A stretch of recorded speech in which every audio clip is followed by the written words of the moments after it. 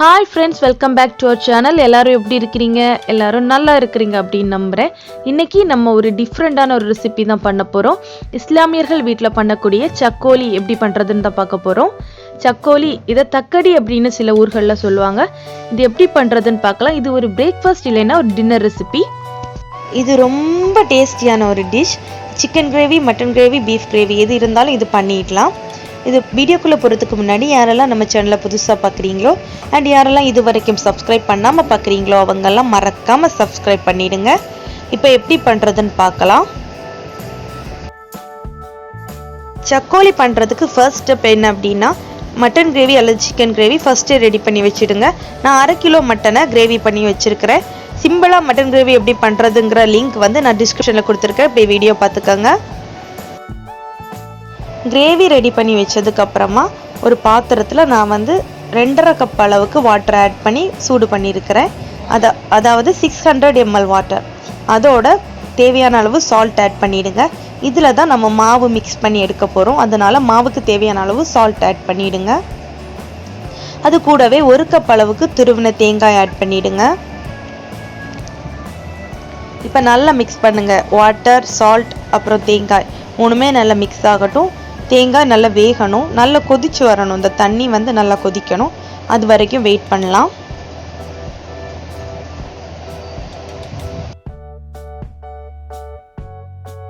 தண்ணி நல்லா வெட்டி கொதிக்கணும். இந்த மாதிரி ரொம்ப நல்லா கொதிக்கணும்.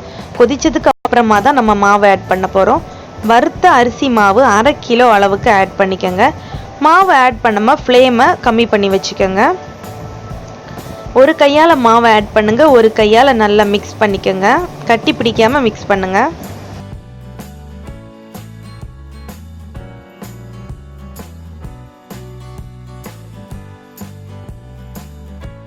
இப்போ ஸ்டவ் ஆஃப் பண்ணிவிட்டு மறுபடியும் நல்லா மிக்ஸ் பண்ணிக்கோங்க. இப்போ அதை ஒரு பிளேட்டுக்கு ட்ரான்ஸ்ஃபர் பண்ணிவிட்டு சூடோடையே நல்லா பிசைஞ்சிக்கணும். நல்லா சூடாக இருக்கும். லைட்டாக கையில் வாட்டர் அப்ளை பண்ணிக்கோங்க.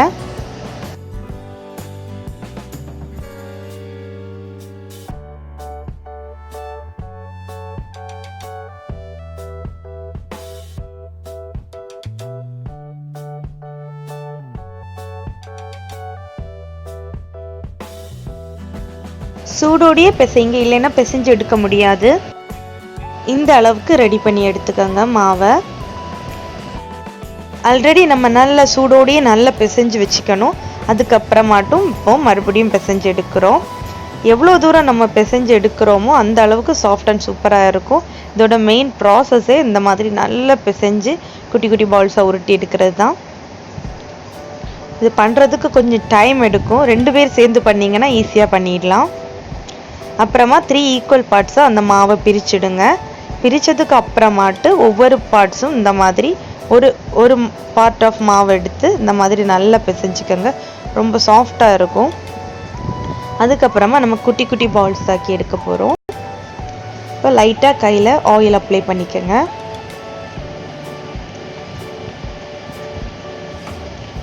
இப்போ சின்ன சின்ன பீஸாக எடுத்து குட்டி குட்டி பால்ஸ் ஆக்கி எடுக்கலாம்.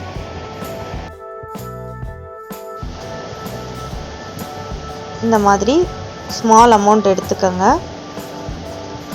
எடுத்து இந்த மாதிரி நல்லா உருட்டிக்கோங்க.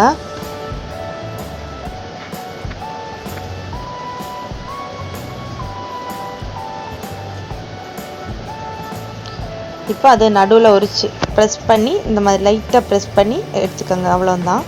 இந்த மாதிரி எல்லா மாவையும் குட்டி குட்டியாக ரெடி பண்ணி எடுக்கணும். நல்லா கை வச்சு நல்லா ரோல் பண்ணிவிட்டு நடுவில் ஒரு சின்ன ப்ரெஸ், அவ்வளோதான்.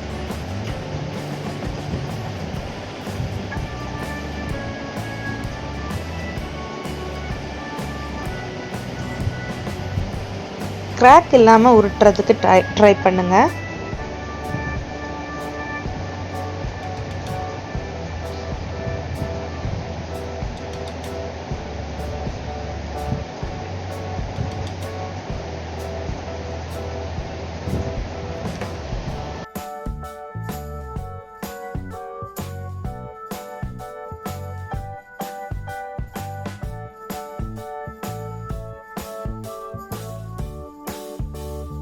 இப்போ எல்லா மாவும் இந்த மாதிரி குட்டி குட்டி பால்ஸ் ஆக்கி எடுத்துட்டோம்.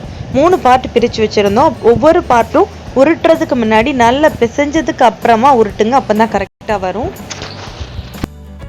இப்போ நம்ம உருட்டி ரெடி பண்ணி வச்சுருக்கிற அந்த சக்கோலி பவுல்ஸை இட்லி பாத்திரத்தில் இட்லி பாட்டில் வச்சு நல்லா ஸ்டீம் பண்ணி எடுத்துக்கலாம். இப்போ இதை அப்படியே ஆட் பண்ணிடாமல் கொஞ்சம் கொஞ்சமாக ஆட் பண்ணுங்கள்.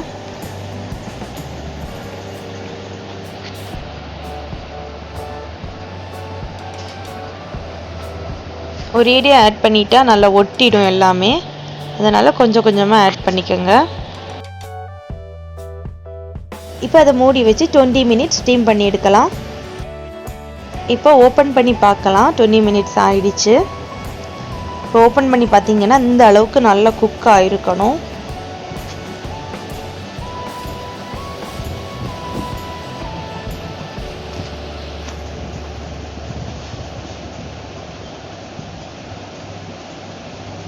இப்போ நல்லா குக் ஆகிருக்கு.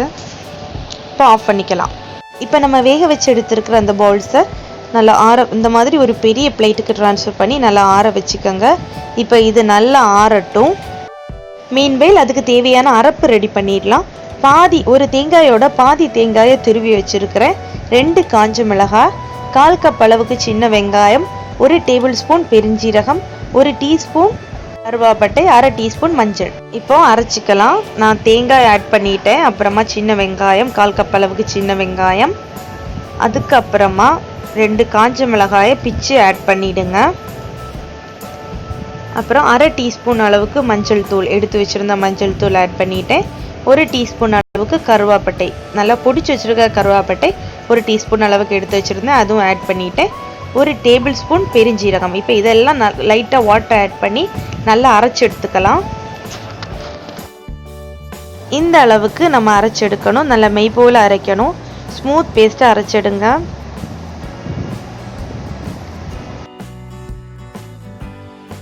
இப்போ நம்ம ரெடி பண்ணலாம். இப்போ எந்த பாத்திரத்தில் நீங்கள் சக்கோலி பண்ண போகிறீங்களோ அந்த பாத்திரத்தில் நீங்கள் அரைச்சி வச்சுருந்த அரப்பை ஆட் பண்ணிவிடுங்க.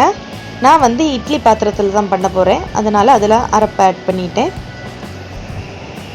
அதில் 4 கப் அளவுக்கு வாட்டர் ஆட் பண்ணிவிடுங்க.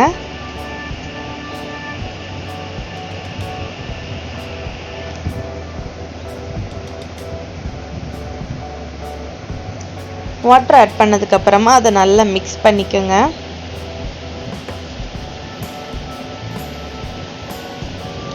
இப்போ தேவையான அளவு சால்ட் ஆட் பண்ணிவிடுங்க. சால்ட் பார்த்து போடுங்க, ஏன்னா மட்டன் கிரேவியில் சால்ட் இருக்குது. அப்புறமா அந்த மாவுலையும் நம்ம சால்ட் ஆட் பண்ணி தான் ரெடி பண்ணி வச்சுருக்குறோம். 2 கொத்து அளவுக்கு கருவேப்பிலை ஆட் பண்ணிவிடுங்க. இப்போ இதெல்லாம் நல்லா மிக்ஸ் பண்ணிக்கலாம். இப்போ அரப்பு கொதிச்சிடக்கூடாது, இந்த மாதிரி நுர கட்டி வரணும். அப்போது நம்ம அரிசி மாவு பவுல்ஸை இதில் ஆட் பண்ணிக்கலாம். நம்ம ஏற்கனவே வேக வச்சு வச்சுருந்த இந்த அரிசி மாவு உருண்டையிலே சேர்க்கலாம்.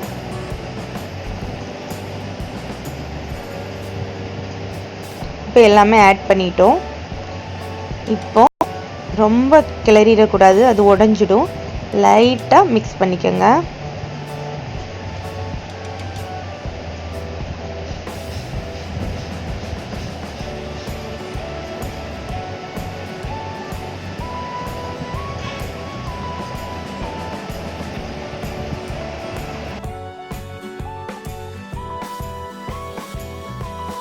இப்போ க்ளோஸ் பண்ணி குக் பண்ணிக்கோங்க.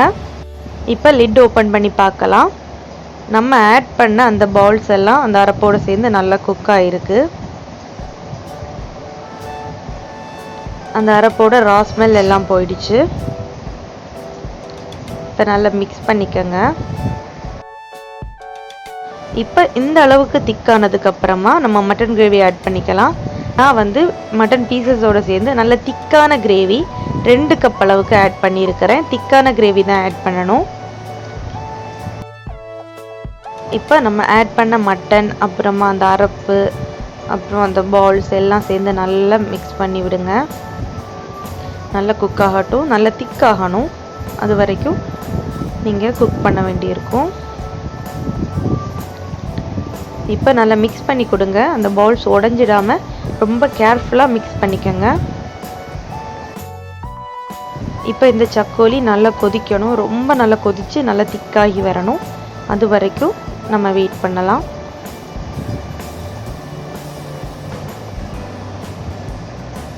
இப்போ நல்லா கொதிச்சுட்டு இருக்குது.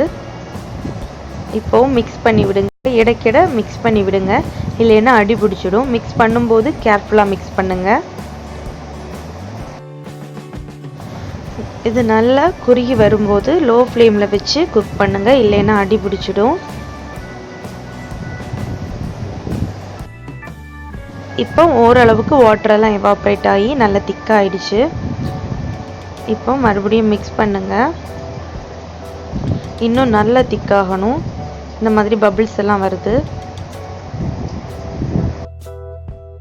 நீங்கள் பாத்திரம் எடுக்கும்போது ரொம்ப பெரிய பாத்திரமாகவே எடுத்துக்கோங்க. நான் பெரிய பாத்திரம் எடுத்த பிறகுமே வெளியிலலாம் தெரிச்சிருக்கு. சின்ன பாத்திரம் அப்படின்னா ரொம்ப தெரிக்கும்.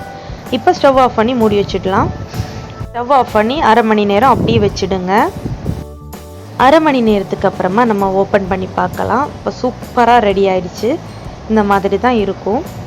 இதுக்கு கிரேவி எதுவுமே தேவையில்லை, அப்படியே சாப்பிட்றலாம்.